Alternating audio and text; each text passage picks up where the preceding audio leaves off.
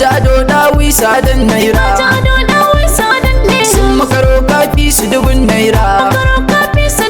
shi fado ya zarce gidan baura mai mulkin da ya zama na din Allah kunji kudin da ya kara haƙin Allah imami ya zo sai mi sallah imami ya zo sai mi sallah gamji ka kyau ga sun sara ka kana towa Allah ya yarda ka zamto zakaran aunawa yardar Allah ce ya yarje fa kana tasawa mace nasara ne gaba da sa'a ne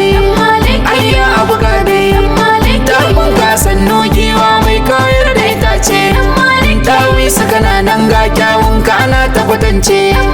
hasken jama'a ne ka haska mu muna kai zance hannun ka bude ka ba mu kudade kyautar Allah ne ka fi su ado ka fi su kudi ka fi su mutane Allah ya yarda kai mulkin ka nadin Allah ne